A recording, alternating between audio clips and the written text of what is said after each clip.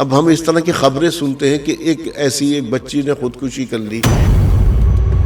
تو انسان جو اتنی بڑی مخلوق ہے، اشرف المخلوقات ہے، ذرا سے ایگزام میں کیا فیل ہو گئے، پیپر کیا لیک ہو گیا تو آپ مایوسی کی شکار ہو گئے. آپ کو مایوسی کا شکار نہیں ہونا ہے. ہر شے میں مسلسل جنبش ہے، راحت کا جہاں میں نام نہیں. اس عالم سعی و کوشش میں انسان کے لیے آرام نہیں. مایوسی پھیل رہی ہے اور اس سے ہم باہر کیسے نکلیں؟ مایوسی کفر ہے، خودکشی حرام ہے. ان تمام چیزوں سے آپ اپنے آپ کو باہر نکالیں، قدم کو آگے بڑھائیں اور دنیا آپ کا استقبال کرنے کو تیار ہے. اب اس وقت میں بے روزگاری سے مایوس ہو کر کے خودکشی بھی کر لیتے ہیں، نشے کی لت کا بھی شکار ہو جاتے ہیں. سختی باد مخالف سے نہ گھبرانا عقاب، یہ بھی چلتی ہے تمہیں اونچا اڑانے کے لیے. اگر آپ کو صرف خوشیاں ہی خوشیاں مل گئیں، غم نہیں ملے تو زندگی کا مزہ نہیں ہے. غم ہی غم ہے اور آپ کی زندگی میں خوشی نہیں ہے تو پھر آپ کی زندگی کا مزہ نہیں ہے. تو زندگی نام ہے خوشی اور غم کے ملے جلے جذبات کا. ناظرین السلام علیکم، میزان چینل پر آپ سبھی کا استقبال ہے. میں آپ کا میزبان عارف حسن ایک نئے موضوع کے ساتھ آپ کی خدمت میں حاضر ہوں، اور میرے ساتھ پروگرام میں شریک گفتگو رہیں گے جناب مفتی محمود احمد قاسمی صاحب، جو کہ پریزیڈنٹ ہیں الصفہ اکیڈمی دہلی کے، اور ساتھ ساتھ امام اور خطیب ہیں گووند پوری جامع مسجد میں. مولانا صاحب، پروگرام میں آپ کا بہت بہت خیر مقدم. شکریہ، جزاک اللہ خیر الجزا. ناظرین، آج آپ کے لیے ایک ایسا موضوع جس کو ہر نوجوان کو سننا چاہیے، سوچنا چاہیے، اور جو والدین ہیں ان کو بھی اس کو سننا چاہیے، اور خاص طور سے اس سے ہدایت لینی چاہیے کہ مولانا صاحب کی موجودگی میں اس موضوع کو چھیڑ رہا ہوں، یعنی کہ مایوسی کفر ہے. اور اس وقت جو حالات ہیں ہمارے، اس کے اندر چاہے مسلمانوں کی حالات دیکھ لیں، اور مسلمانوں کی حالات تو چاہے قومی سطح پر دیکھ لیں یا بین الاقوامی سطح پر دیکھ لیں، ایک مایوس کن ہے. لیکن اللہ تعالیٰ کہتا ہے کہ مایوسی کفر ہے. انسان کو کسی بھی حالات میں مایوس نہیں ہونا چاہیے. ان سب سے نکلنے کے لیے کیا کوئی ہمارے پاس لائے عمل ہے، یا کوئی ہمیں قرآن یا کوئی اسلام ان سب کے بارے میں کوئی ہدایات دیتا ہے؟ اس سے کس طرح سے نکلیں، اور بچوں کے اندر جو مایوسی پھیل رہی ہے اور اس سے ہم باہر کیسے نکلیں، اس سب پر ہم بات کریں گے مولانا صاحب سے. مولانا صاحب، سب سے پہلے حالات جو اگر میں جاننا چاہوں آپ سے وہ یہی کہ اس وقت مایوسی کے بارے میں اسلام کیا کہتا ہے؟ جی. السلام علیکم ورحمۃ اللہ وبرکاتہ. حامدا و مصلیا اما بعد. محترم حضرات، ناظرین کرام، جہاں تک مسئلہ ہے قرآن و حدیث کے تعلق سے کہ مایوسی کے تعلق سے قرآن کیا کہتا ہے اور حدیث کیا کہتی ہے، اور پیارے نبی کا اس میں کیا ارشاد ہے. قرآن کریم میں اللہ رب العزت نے بڑی خوبصورتی کے ساتھ میں ارشاد فرمایا ہے، لا تقنطوا من رحمت اللہ، کہ اللہ کی رحمت سے نا امید مت ہو، اللہ کی رحمت سے مایوس مت ہو. اللہ سے آس لگا کے رکھنا چاہیے، اللہ سے امید لگا کے رکھنا چاہیے. اچھا، یہ بڑا عجیب مسئلہ ہے لوگوں کا کہ ذرا سا حالات آ گیا، پریشانی آ گئی، تو اس حالات کی وجہ سے وہ چین بجبی ہو جاتے ہیں، پریشان ہو جاتے ہیں، گھبرا جاتے ہیں، ڈپریشن کے شکار ہو جاتے ہیں. ایسا نہیں ہونا چاہیے. سختی باد مخالف سے نہ گھبرانا عقاب، سختی باد مخالف سے نہ گھبرانا عقاب، یہ بھی چلتی ہے تمہیں اونچا اڑانے کے لیے. جب حالات آتے ہیں تو ان حالات سے انسان کو سبق سیکھنا چاہیے اور اس سے عبرت حاصل کرنا چاہیے.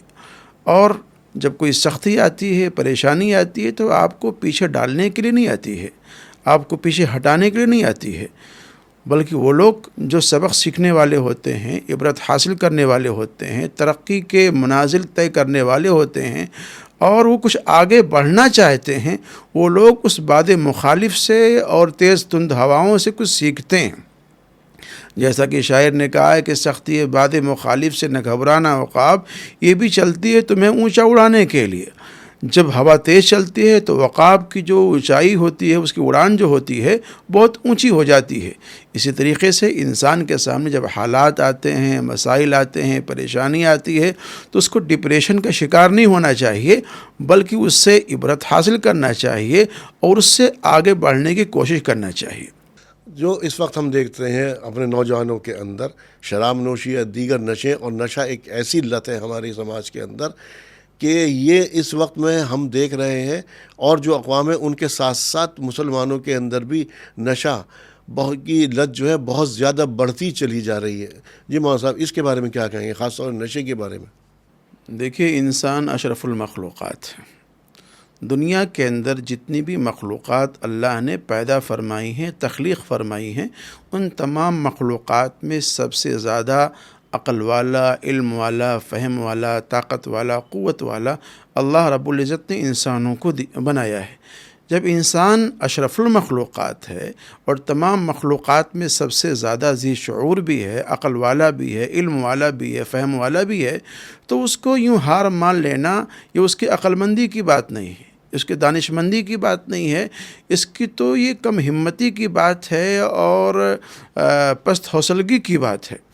انسانوں کو اور اشرف المخلوقات کو خاص طور سے اور نوجوانوں کو خاص طور سے اس بات پر توجہ دینا چاہیے اور سوچنا چاہیے کہ ایک چھوٹی سی مخلوق ہے جس کو چیونٹی کہا جاتا ہے، ذرہ کہا جاتا ہے، ایک دیوار پہ چڑھتی ہے، کوئی چیز لے کے چڑھتی ہے، تو ایسا نہیں ہوتا کہ ایک بارگی میں اس دیوار کو چڑھ جائے اور اپنا راستہ عبور کر جائے اور پار کر جائے۔ آپ نے دیکھا ہوگا کہ چونٹی کوئی سامان لے کر کے چڑھ رہی ہے اور جاتی ہے کچھ دور تک، اس کے بعد پھر وہ نیچے گر جاتی ہے، اس کے بعد پھر چڑھنا شروع کرتی ہے، پھر گر جاتی ہے، اس کے بعد پھر چڑھنا شروع کرتی ہے، لیکن وہ چونٹی جو بہت ہی ننھی سی جان ہے، چھوٹی سی مخلوق ہے، یعنی آپ کے وہ پیروں میں آ جائے، انگلیوں میں آ جائے تو وہ مسل جائے اور بے جان ہو جائے، مر جائے، وہ اتنی نحیف اور ناتواں کمزور مخلوق ہے۔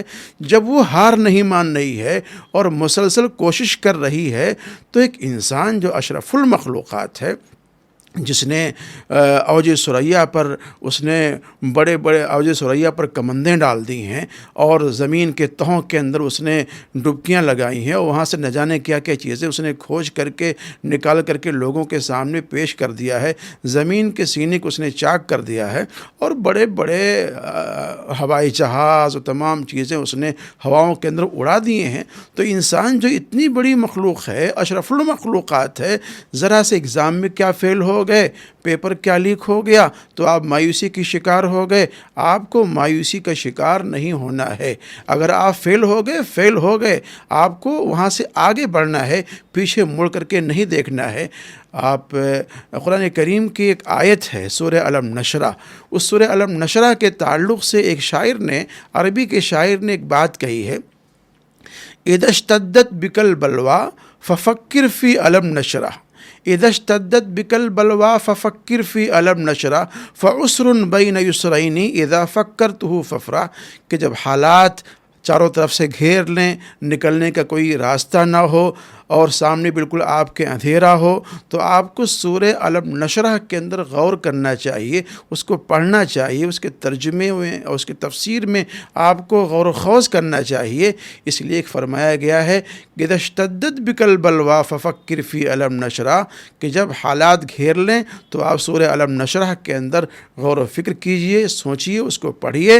فعسر بین یسرین اذا فکرتہ ففرح، اس لیے کہ دو مشکلوں کے درمیان میں آسانی چھپی ہوئی ہوتی ہے۔ ایسا نہیں ہے کہ جناب 24 گھنٹے رات ہی رہے گی، اندھیرا ہی رہے گا، نہیں، بالکل اجالا ہوگا، صبح کی سفیدی آئے گی، سورج طلوع ہوگا۔ تو ہمیں اور ہمارے نوجوانوں کو بالکل قطعاً مایوس نہیں ہونا چاہیے۔ حالات کیسی بھی آ جائیں آپ کے سامنے، ان حالات کا آپ کو ڈٹ کر کے مقابلہ کرنا ہے۔ فیل ہو گئے، پیپر لیک ہو گیا، خودکشی اس کا علاج نہیں ہے۔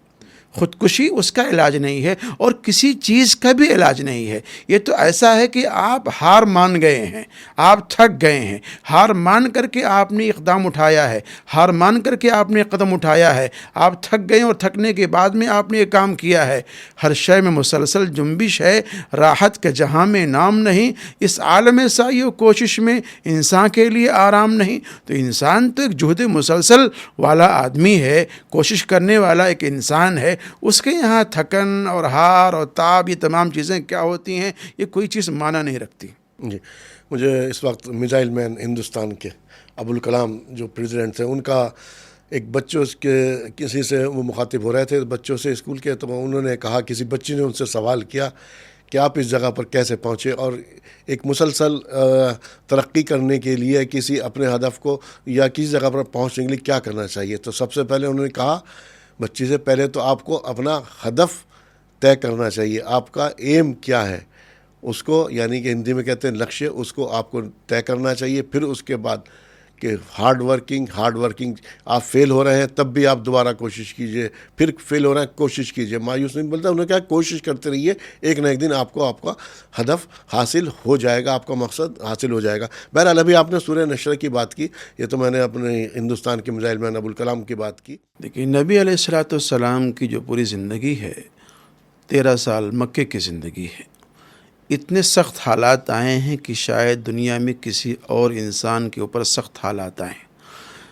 ہمارے نبی خود فرماتے ہیں کہ مجھے اللہ کے راستے میں اتنا ڈرایا گیا جتنا کسی کو نہیں ڈرایا گیا, مجھے اللہ کے راستے میں اتنی تکلیف پہنچائی گئی جتنا کسی اور کو تکلیف نہیں پہنچائی گئی ہے. شعب ابی طالب کا واقعہ آپ کے سامنے ہے, آپ نے سنا ہوگا, کتابوں میں پڑھا ہوگا, علماء سے سنا ہوگا کہ 3 سال شعب ابی طالب میں محاصرہ کیا گیا, سوشل بائیکاٹ کر دیا گیا. آپ کے پورے خاندان کے ساتھ میں سوشل بائیکاٹ ہے, نہ وہاں پر کوئی پانی پہنچا سکتا ہے, نہ کھانے کی چیز پہنچا سکتا ہے, نہ کوئی آدمی غلہ وہاں پہنچا سکتا ہے. اور یہ سلسلہ ایک دن نہیں رہا, ایک مہینہ نہیں رہا, ایک سال نہیں رہا, مسلسل کنٹینیو 3 سال تک شعب ابی طالب میں نبی علیہ الصلوۃ والسلام کا, آپ کے خاندان کا, آپ کے اہلیہ محترمہ سیدہ خدیجہ کا وہاں سوشل بائیکاٹ ہوتا ہے. لیکن اس سوشل بائیکاٹ میں نہ آپ علیہ الصلوۃ والسلام مایوس ہوئے ہیں اور نہ آپ کے ساتھ میں وہاں اس شعب ابی طالب میں محصور رہنے والے اور گھرنے والے لوگ مایوس ہوتے ہیں, بلکہ ان کو امید کی کرن نظر آ رہی تھی کہیں نہ کہیں. اور پھر وہاں خواجہ ابو طالب نے کہا تھا کہ ہمارے بھتیجے نے ایک پیشین گوئی کی ہے, اور پیشین گوئی میں یہ بات کہی ہے کہ جو معاہدہ ہوا ہے اس معاہدے کے حروف کو تمام حروف کو دیمکوں نے چاٹ کر کے ختم کر دیا ہے. صرف وہاں جو اللہ کا نام ہے اور اس اللہ کے نام کو دیمکوں نے نہیں چاٹا ہے. اگر یہ بات درست ہے تو ہم کو شعب ابی طالب سے رہا کیا جائے اور نکالا جائے, اور اگر یہ بات درست نہیں ہے تو ہم آپ لوگوں کے ساتھ میں ہیں. تو وہ جو معاہدہ تھا, اس معاہدے کو جو خانہ کعبہ کے اندر رکھا گیا تھا, خواجہ ابو طالب کے کہنے سے جب کھولا گیا ہے اور دیکھا گیا ہے تو معاہدے کے اندر جتنے بھی حروف لکھے ہوئے تھے دیمک نے اس کو چاٹ کر کے ختم کر دیا تھا اور اس کو نیست نابود کر دیا تھا, لیکن جو اللہ کا نام تھا وہی صرف محفوظ تھا. اس بنیاد پر اللہ رب العزت کے اس وعدے پر شعب ابی طالب سے نبی علیہ الصلوۃ والسلام کو اور آپ کے ہمراہیوں کو شعب ابی طالب سے وہاں سے رہا کیا گیا تھا, وہ سوشل بائیکاٹ ختم کیا گیا تھا. تو خود نبی علیہ الصلوۃ والسلام مایوس نہیں ہوئے, اس لیے کہ آپ کا تعلق ایک ذات عالی سے تھا, وہاں سے آسرا تھا, امید تھی, لو لگائے ہوئے تھے.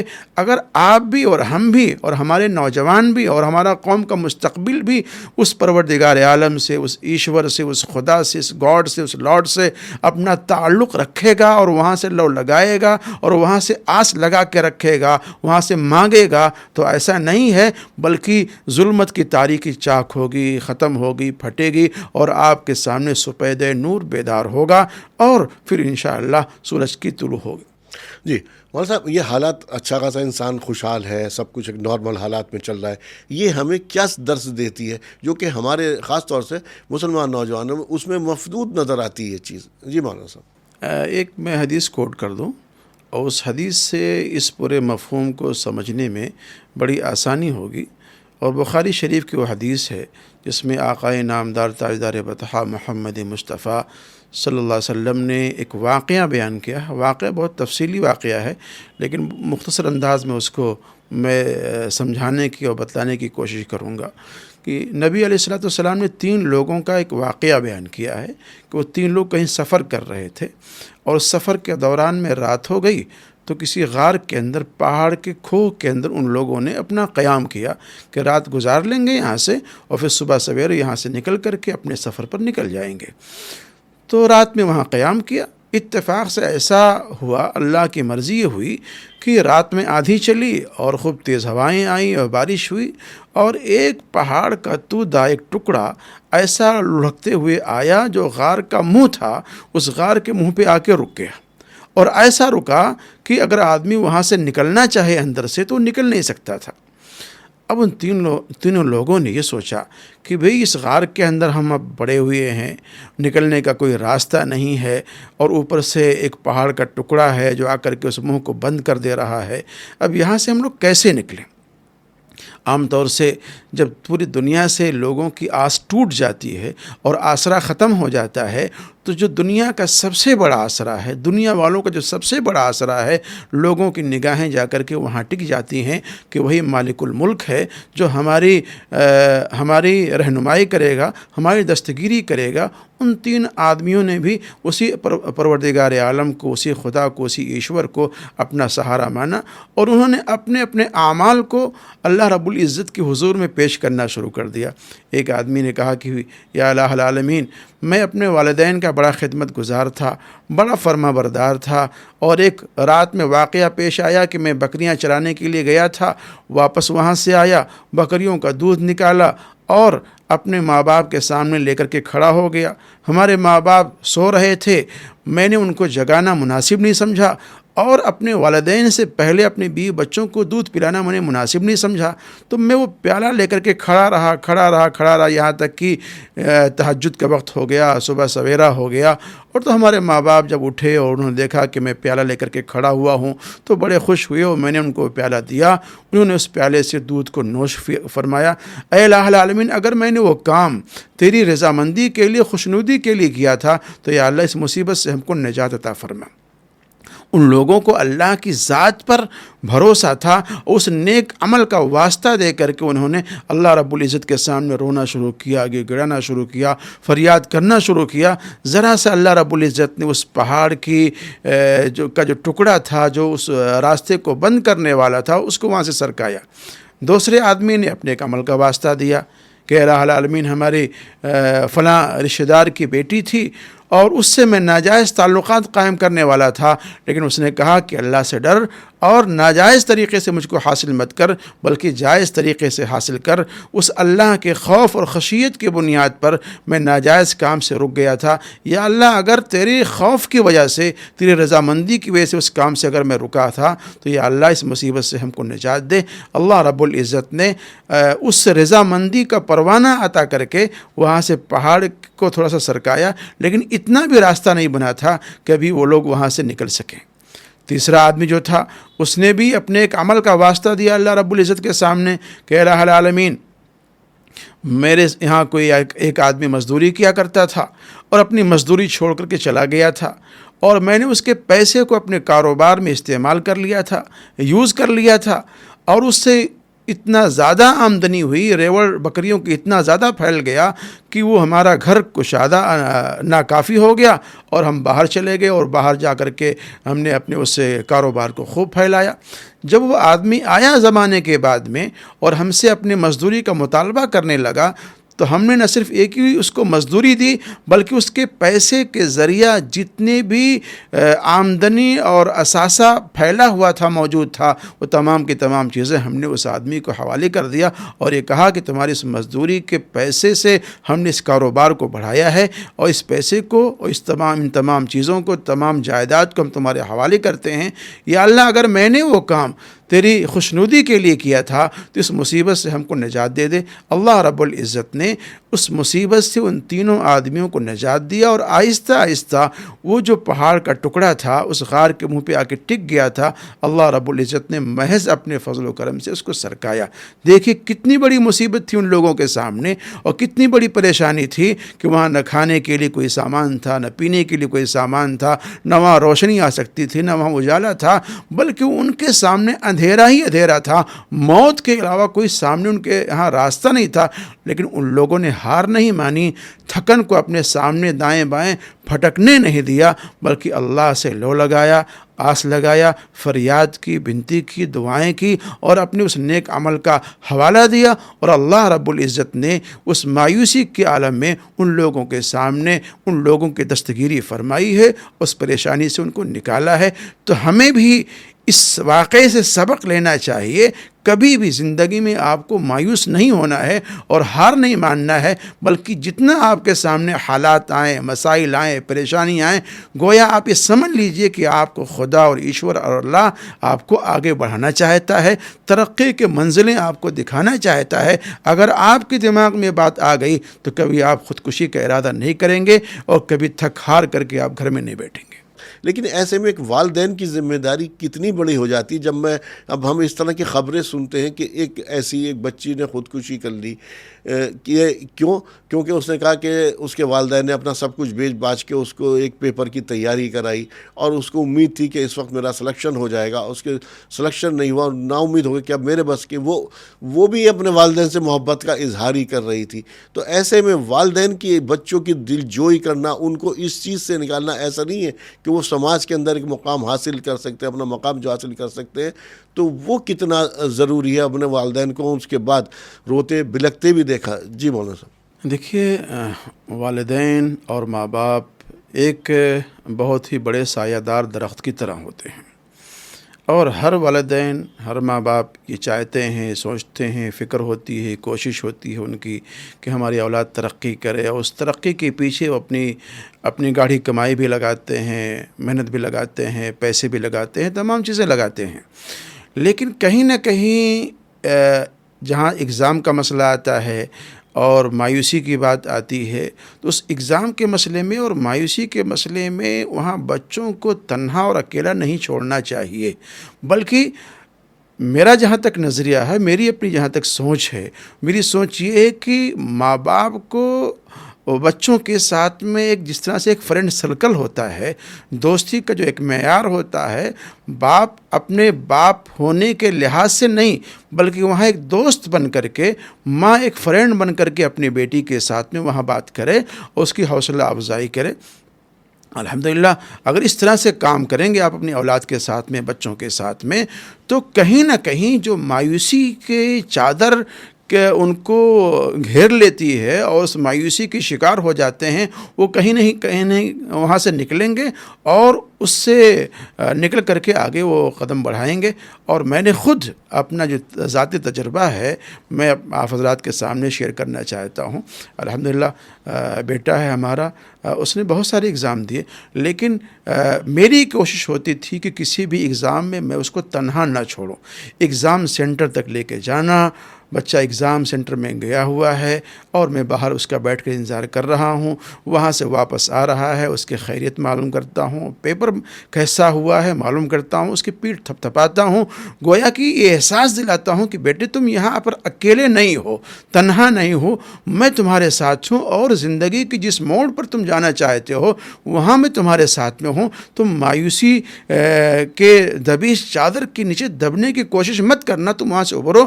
اگر اس طرح سے کوشش ہوگی ہماری اولاد کے ساتھ میں، بچوں کے ساتھ میں، سپورٹ ہوگا، مورل سپورٹ ہوگا، فزیکل سپورٹ ہوگا انشاءاللہ، تو میرا جہاں تک خیال ہے کہ اولاد مایوسی کی شکار نہیں ہوگی، اور کہیں نہ کہیں آپ کا سپورٹ مل کر کے وہ ترقی کے ذریعہ ان کے لیے بنے گی انشاءاللہ۔ جی مولانا صاحب، ایک اور سوال ایک اور طرف آتے ہیں۔ ایک تو یہ تو والدین کی اور بچوں کی بات ہوئی، اب اس وقت میں بے روزگاری سے مایوس ہو کر کے خودکشی بھی کر لیتے ہیں، نشے کی لت کا بھی شکار ہو جاتے ہیں، اور اس کے اندر اور آج کے دور میں ایک بہت بڑا طبقہ ہمارا نشے کی لت کا بھی شکار ہے۔ اس کے جو مضر اثرات پڑتے ہیں وہ الگ۔ اس وقت میں ایک گھرستی ہے. اب اس میں ہم نے دیکھا ایک اس میں ابھی پیچھے کہ کتنے کویت کے اندر کتنے لوگوں کی نوکری چلی گئی, سیلریز بھی کم ہو گئیں, اب ان کا گزر بسر بھی ہو رہا, بچے بھی بڑے ہو رہے ہیں. وہ بھی لوگ اس وقت میں نشے کا بھی شکار ہو رہے ہیں, اور دوسری جو ایک بات میں بتا رہا ہوں اس کے بارے میں, خودکشی تک بھی کر لیتے ہیں. اور اس میں بیوی کا جو کہ اس کی شریک حیات ہے خاص طور سے, اس کا کتنا بڑا رول ہے اپنے شوہر کی دلجوئی, کیونکہ نان نفقے کی ذمہ داری شوہر کی ہے. دیکھیے بیوی شریک حیات ہے, اور گاڑی کے 2 پہیے ہیں. اگر شوہر ایک پہیہ ہے تو بیوی دوسرا پہیہ ہے. ایسا نہیں ہے کہ آپ کے ہاتھ کی 5 انگلیاں برابر ہیں, اس میں کوئی چھوٹی بھی ہے, کوئی بڑی بھی ہے, کوئی موٹی ہے, کوئی پتلی ہے. ایسا نہیں ہے کہ زندگی کے جو آپ کے سال و ماہ ہیں, جو برس ہیں, یہ تمام کے تمام سب برابر ہیں, بلکہ کبھی خوشی بھی ہوگی, کبھی غم ہوگا, کبھی دھوپ ہے, کبھی چھاؤں ہے. یہ زندگی کا ایک نظام ہے جو اللہ رب العزت نے آپ کو دیا ہوا ہے. اگر آپ کو صرف خوشیاں ہی خوشیاں مل گئیں, غم نہیں ملے, تو زندگی کا مزہ نہیں ہے. غم ہی غم ہے اور آپ کی زندگی میں خوشی نہیں ہے, تو پھر آپ کی زندگی کا مزہ نہیں ہے. دھوپ ہے, چھاؤں نہیں ہے, چھاؤں ہے, دھوپ نہیں ہے, تب بھی آپ کے زندگی کا کچھ مزہ نہیں ہے. تو زندگی نام ہے خوشی اور غم کے ملے جلے جذبات کا. اگر کووڈ کے بعد میں لوگوں کی جاب چلی گئی ہے, نوکریاں چلی گئی ہیں, تو میں نے جیسا کہ پہلے کہا کہ خودکشی اس کا علاج نہیں ہے. اگر آپ فیل ہو گئے ہیں تو خودکشی اس کا علاج نہیں ہے. اگر آپ کے پاس میں جاب اور نوکری نہیں ہے تو خودکشی اس کا علاج نہیں ہے. یا ایسے ہی آپ نشہ کرنے لگیں, شراب پینے لگیں, یا کوئی اور کام کرنے لگیں جو آپ کی صحت کے لیے اور آپ کے فیوچر کے لیے اور آپ کے خاندان کے لیے نقصان دہ ہو, یہ اس کا علاج نہیں ہے. بلکہ شریعت کی نگاہ کے اندر آپ کی زندگی اور آپ کی صحت یہ سب سے زیادہ معنی رکھتی ہے. اگر آپ کی زندگی ہے, محنت کر سکتے ہیں, آپ مزدوری کر سکتے ہیں, آپ بیوی بچوں کو پال سکتے ہیں, لیکن اگر آپ کی زندگی ہی نہیں رہی, آپ کی صحت ہی نہیں رہی, تو آپ پھر کیا اپنی بیوی بچوں کو دیکھیں گے, اپنی لائف کے بارے میں دیکھیں گے, اپنی زندگی کے بارے میں دیکھیں گے؟ تو شریعت کی نگاہ آپ کے اوپر ہے, آپ کی صحت کے اوپر ہے اور آپ کی تندرستی کے اوپر ہے. اسی لیے شریعت نے اس بارے میں سب سے زیادہ زور دیا ہے کہ انسان کو اپنی صحت کا, اپنی جان کا, اپنی ان تمام چیزوں کا خیال رکھنا چاہیے. اسی لیے خودکشی کرنے کو اللہ رب العزت نے حرام قرار دیا ہے, حرام قرار دیا ہے. تو مایوسی کفر ہے, خودکشی حرام ہے. ان تمام چیزوں سے آپ اپنے آپ کو باہر نکالیں, قدم کو آگے بڑھائیں, اور دنیا آپ کا استقبال کرنے کو تیار ہے. یقینی طور پر ناظرین, حالات ضرور مایوس کن ہیں, لیکن مایوسی نہیں اختیار کرنی ہے, اس کے اندر سے کوئی راستہ نکالنا ہے.